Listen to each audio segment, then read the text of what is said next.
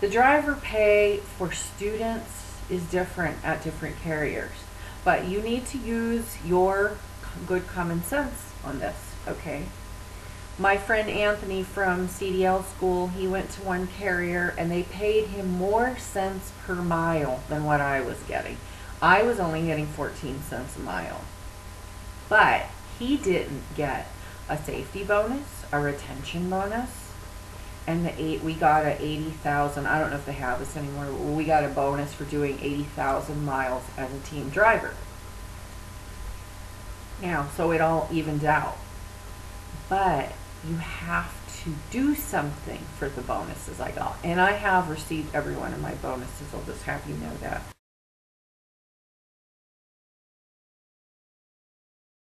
Bonus for the 80,000 miles was a little bit more tricky. That was to do team driving. And that is really the bulk of my story, was the team driving component. It was hell. But I learned twice as much from all those horrific experiences that I would have learned if I would have went to a carrier that I went 35 days with a trainer and went off on my own.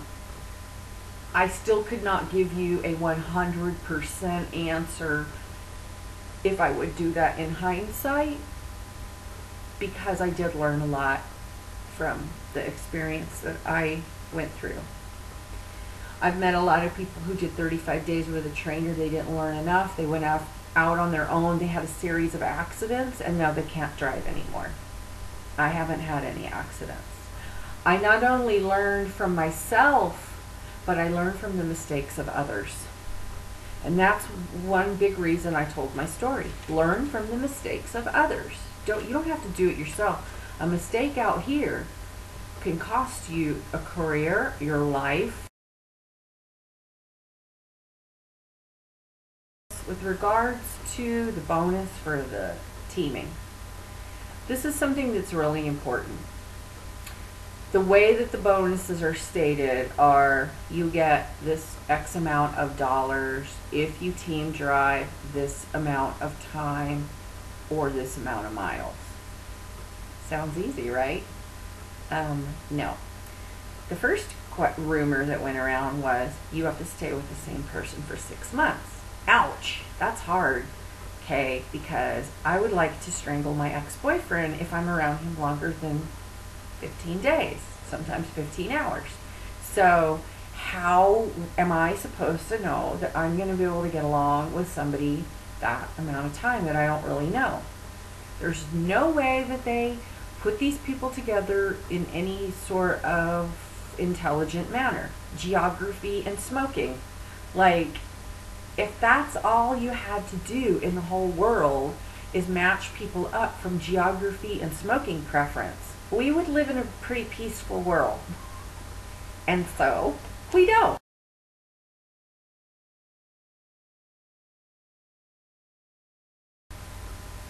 It turned out you didn't have to stay with the same person the whole 6 months, but they don't tell you that. I had to fish around for that. I won't even get into all of that. But what I really needed to do was, I needed to document my miles that I did with everybody. I also started hearing rumors from people that they were getting their 6 months, 80,000, or they were getting their 6 months and then they were trying to get their bonus, and they'd say, oh, you didn't do 80,000 in 6 months. Well, that's because my team broke up because my co-driver was a drug addict, and he took off doing crack for 2 weeks, and I had to sit at home, and they'd say, oh, that's too bad, but we don't have any of that in the computer.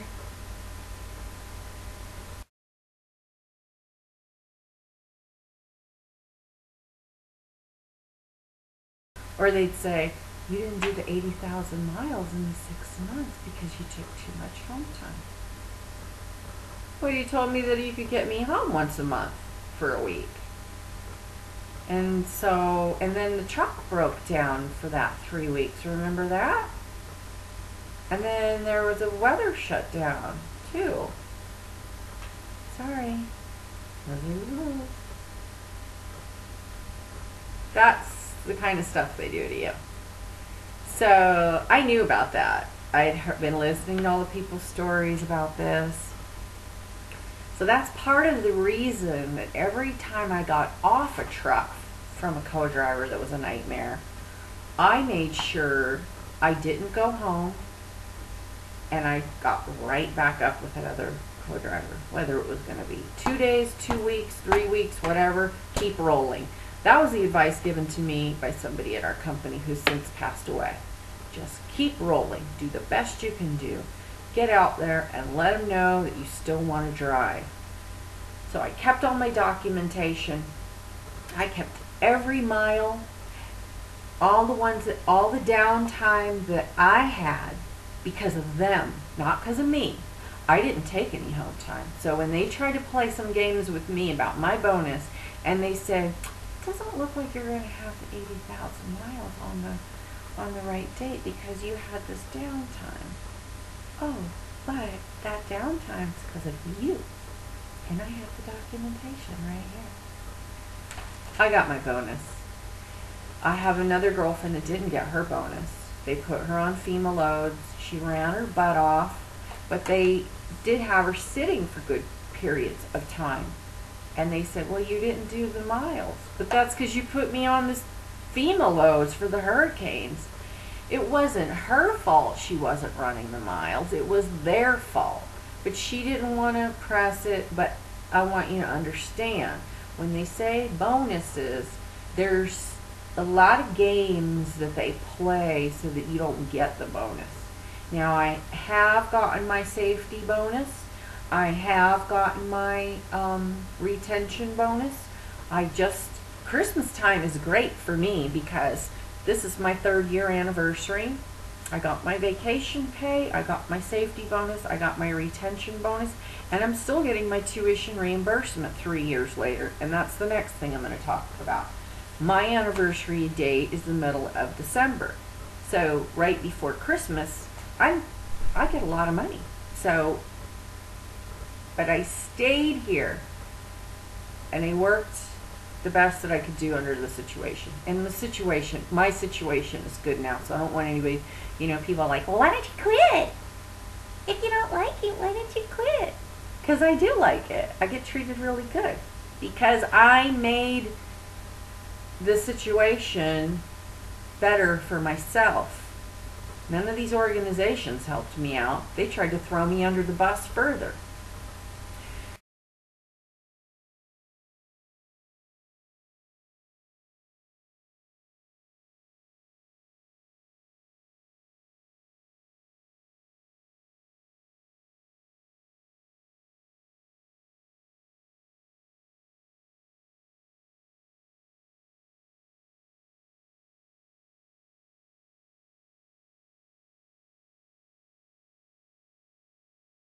If you've been promised a tuition reimbursement from whatever carrier is taking you on,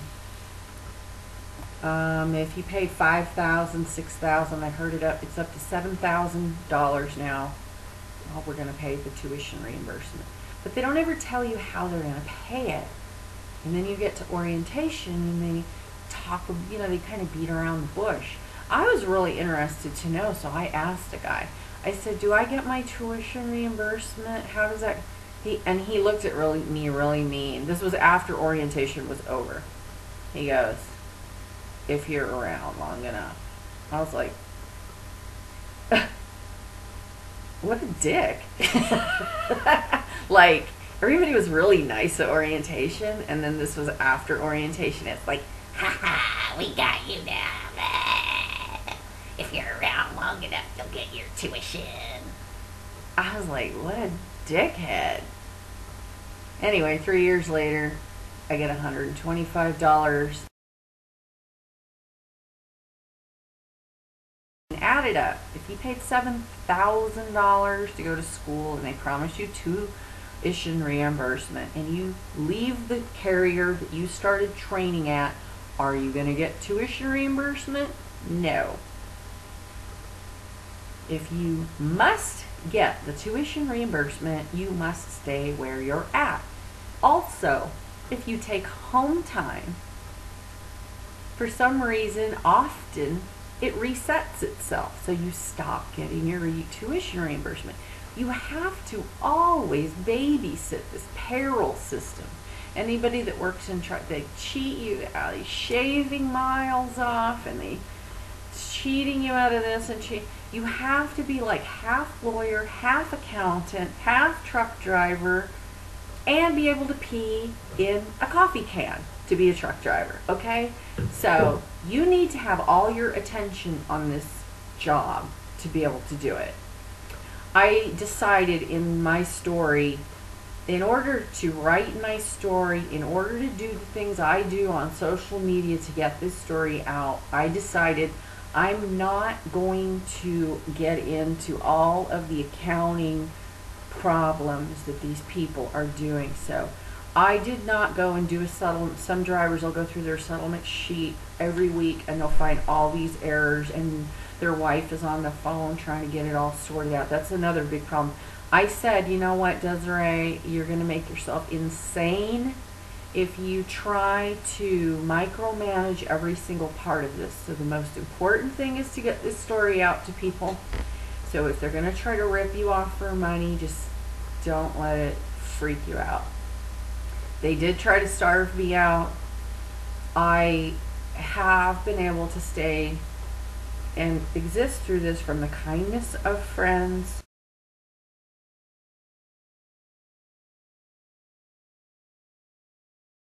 There's been a couple people that have made sure that I could exist when they were trying to starve me out or when things were getting jerked around with my pay. So they're participants in helping me be able to tell this story the way that I did. Not all people could be in that situation. So you make sure that you have very low overhead. Most of the girls that I know in my situation, they put their stuff in storage. They have only a car with no car payment. And when they come off the road, they go rent a weekly, or they go and visit some family. And that's how we got through our first few years of training. All right? So that's a lifestyle.